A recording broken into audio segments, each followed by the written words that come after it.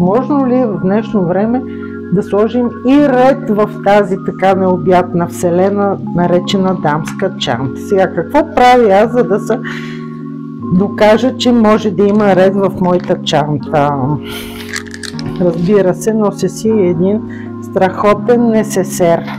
Да, изглежда брутално, изглежда страшно, но всъщност е супер практичен и удобен. Откъде да го започнем?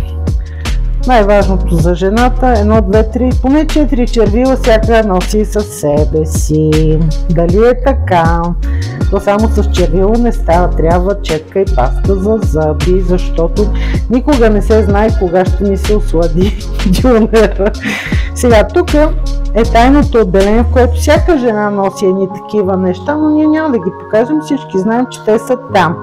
Това е тяхното място, скрито, покрито и винаги на разположение. Идва лято, всеки носи вода. Пак същата причина, всеки си носи слънчеви очила. В нашия случай ние имаме опцията дори в стабилен кълъв, защото очилата са хубави и трябва да оцелят поне до края на сезона. Хапчета, ако водата не помогне, носим хапчета. На всеки се е случвало да го заболи глава, дали от жега, дали от жена, няма значение. В днешно време кой няма слушалки? Дали е бягство от света, дали е бягство от реалността, няма значение, тези малки слушалки винаги са удобни. На всичкото отгоре така да са направени, че може и телефона да се зарежда от тях. И какво го зареждаме?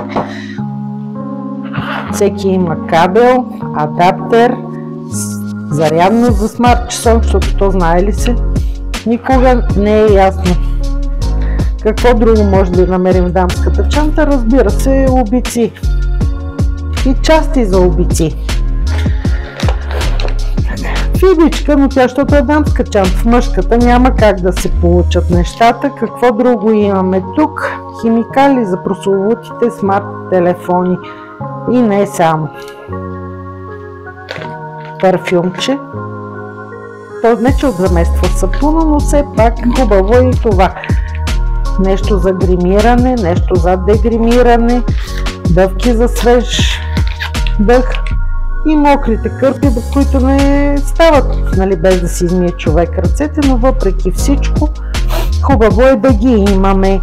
Хубавото на този несесер е, че когато не се излиза от къщи, сякаш ще се изнасяме за винаги, той може да се стеснява и да се побере в още по-малка чанта, който в моя случай мен не ми пречи, мога да го наместя където и когато си реша. Удобен.